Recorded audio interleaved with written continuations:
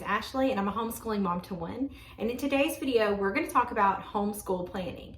Now this video is in collaboration that's hosted by Davine over at Calm in the Chaos Homeschool and Shauna over at Homegrown Homeschool. So make sure you check out their channels as well as the playlist that I'll have linked down below so you can hear all about homeschool planning.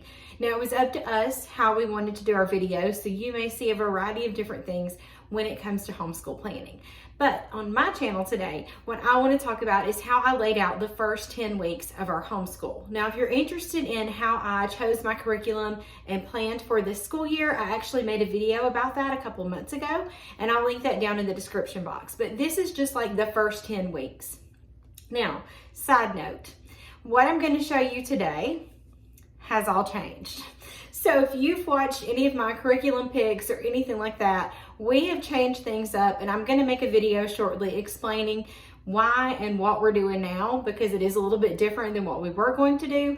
But because I already had this planned out and I worked really hard on it, I wanted to show you in case you needed some ideas, and I think I'm going to use this same system to go forward and plan our next couple of weeks with the new stuff that we're doing.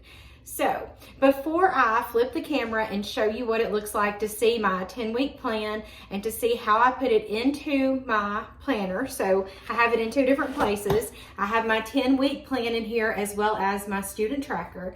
And then I have my School Nest planner that holds our day-to-day weekly plans. And I'm gonna flip the camera and let you see how all that works together. But before we do that, I just wanna tell you, please do not get overwhelmed by watching all of these moms in these planning videos.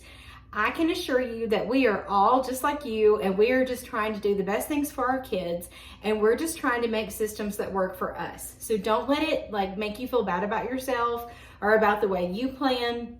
Don't let it make you think that you overplan or that you plan too little, because I am positive that you're doing exactly what you need to be doing for your family.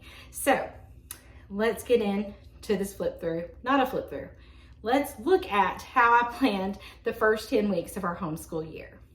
I got my inspiration from Ambleside Online's spreadsheet that they put out for their users, and I was like, I would love to have that as something I could use to help me plan better. So do you have to do this? Absolutely not. If planning for 10 weeks is overwhelming, don't do it, because I'm gonna tell you right now, this took me a while to get this all worked out. And like I said, we're not even doing most of this stuff right now, and I'm having to rework this whole 10-week frame. And I'll try to show that to you once I get that figured out, but I'm working on it right now. But since this video is coming up now, I'll just show you the one that I had planned. So I did just put it out for 10 weeks. All down the side here were all the things that we were going to do. So books we may be reading. It also may be Bible stories or not consumed study. It may be where we were reading Shakespeare. It could be poetry, art. All those things are on here. So it does look like a ton, but you have to remember this was just for the week. So I have week 1 through week 10 with all these things here that I wanted to cover. And then on the second page, it's the same setup, but this was where I had our gather round lessons, our math, our personal finance, our fix-it grammar, our writing, our living healthy, and then the master books, chemistry and ecology, and then our loop for foreign language. So my plan, plans can change. My plan was that I would use this list to help me plan weekly, but it also gave me that long range plan, so I knew what we were working towards. And after we would get it done, I would just highlight it off of here. So for instance, week 1 here, which we actually did, we completed week 1. I would look at this plan here, and then I would go to my notebook here, my lesson plan notebook, and I did my weekly planning in here. So I would just kind of on the side would put like gather round, read alouds, independent, Bible, and beauty loop, like the poetry and the artist, things like that.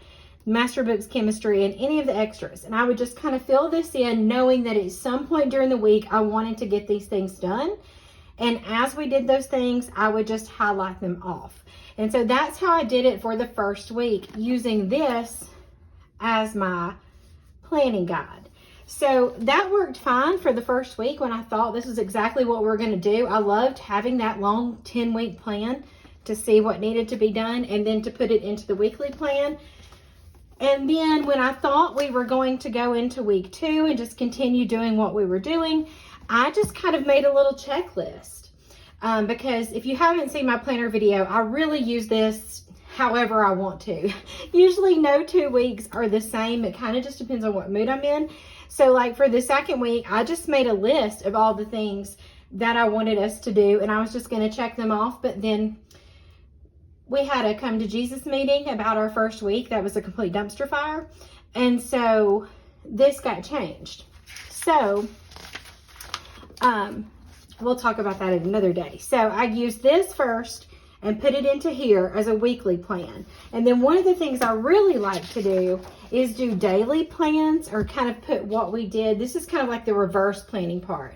So I had my 10-week spread, I had my weekly, but then each day I would sit down and actually document everything that we did. So what did we actually do for Gather Round? We watched the videos, we completed the teacher's guide and the notebooking. We used Guess Hollow, and we talked about I used their textbook that's on there to talk about the geography and intro to Europe. We listened to a song, and then these were all the things we did for Europe. And then these were the other things that we did that day. And so the first week looks wonderful. I had the weekly plan, the 10-week plan, and the daily details, and it looks great. It looks great on paper, but in general, it didn't go well. So that's just one way that I plan things out. So a lot of this is forward thinking and forward planning, and then the daily details are what is actually happening that day, or what actually happened that day. As we're doing it, or at the end of the day, I will come in and write this down. Now, like I said, these plans have changed, and I will share more about that later. We are doing the majority of this stuff on here, but it's going to look very different because we've changed a lot of things. And so I have still been using that, but the daily details, I haven't used those for this week. And this is kind of what my planning sheet looks like now. So it's very different depending on how many kids you have, what kind of curriculum you use, how you structure your days. That's going to be really different, and you're going to notice that in all the videos that you watch today. The way that we go about planning is going to be very different, I'm sure. So I'm just planning for one child, and this is what mine looks like. And this is just over a 3-week period, and you can already see my plans have changed tremendously. So like I said earlier, make sure that when you are planning that you realize you are flexible, and that these plans can change, and you can do what's best for your child or children. If you have any questions or comments about what I showed you today when it comes to homeschool planning, please leave them down below. Also, make sure you watch for that video where I explain how everything has changed and we're doing something a little bit different, because I know a lot of you are going to be interested. Make sure you check out that playlist, and as always, thank you so much for watching.